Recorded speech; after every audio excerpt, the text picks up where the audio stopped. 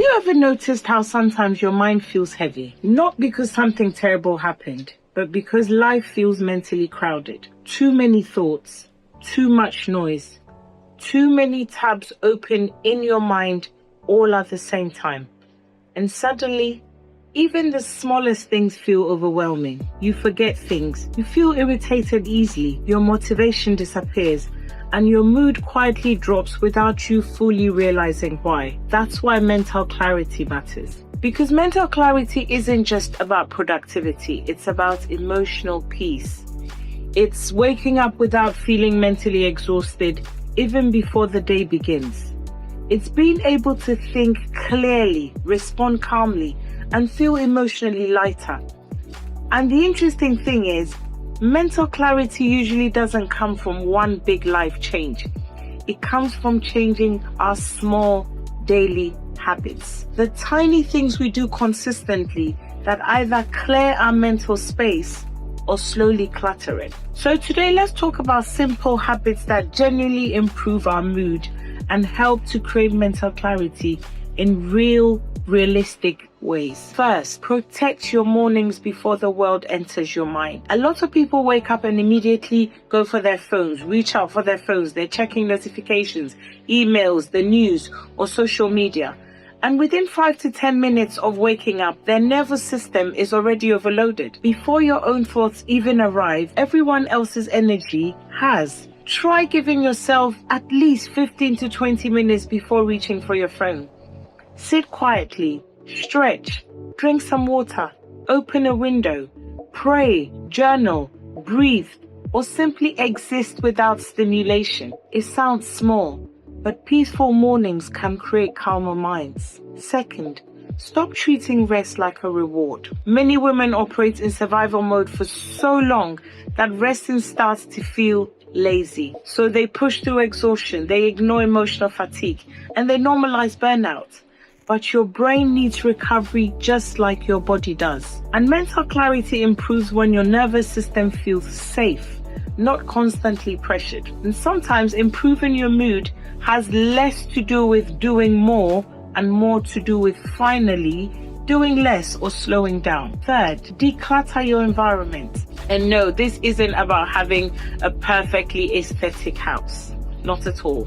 But our surroundings affect our mental state more than we realize. A cluttered room can quietly create mental tension, unread messages, piles of laundry, a chaotic workspace, constant background noise.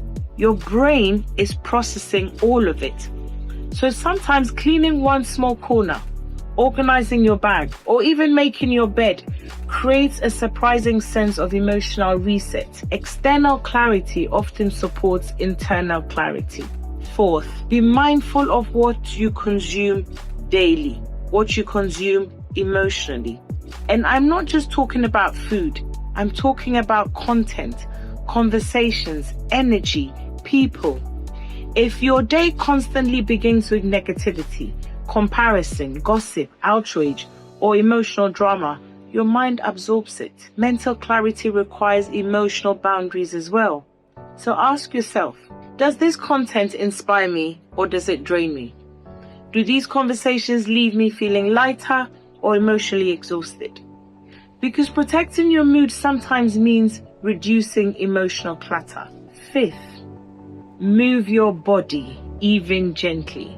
So people often think that exercise is only about appearance or fitness, but movement is so deeply connected to our emotional well-being. A short walk, stretching, dancing while you're cooking, yoga, even standing in the sunlight for a few minutes. Movement shifts energy. And some of the clearest thinking happens when we stop sitting inside our stress all day, because our minds and our bodies are connected. So when you start to feel stagnant, the other often does too. Sixth, learn the habit of mental pauses. Most people move from one task to another without ever emotionally resetting. You wake up, you rush, getting to work, responding, replying, cooking, scrolling, sleeping, on repeat. cycles, no pause, no stillness, no emotional processing. And eventually, the mind becomes busy, it becomes noisy. Even taking a few intentional moments during the day helps.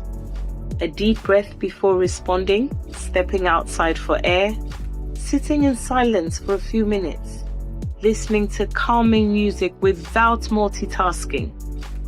Clarity grows in quiet moments. And here's a really important one. Stop overloading yourself with pressure to have it all figured out. Sometimes the lack of mental clarity comes from trying to solve your entire life at once. Your future, your finances, your healing, your relationships, your career, your purpose, all in one afternoon. No mind can take this, and no wonder the mind feels overwhelmed, because not every answer has to come immediately. Sometimes clarity arrives gradually, after rest, after distance, after consistency, after peace. And honestly, one of the healthiest habits for your mood is speaking to yourself more gently. Many women are incredibly compassionate towards others, but very deeply harsh towards themselves. The mind becomes exhausting when your inner voice constantly criticizes you. Your mental clarity improves when self-talk becomes kinder.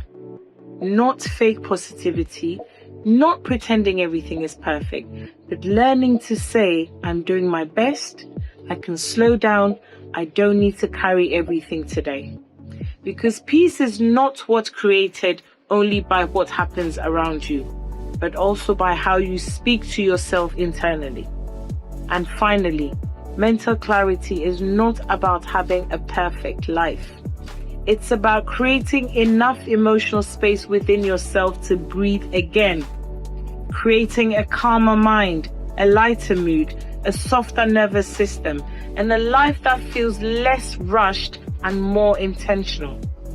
And sometimes the smallest habits end up changing how we feel the most. So if your mind has been feeling overwhelmed lately, maybe don't ask, how do I fix my whole life overnight? Maybe ask, what small habits can help me feel a little lighter today? Because healing often begins there. Take care.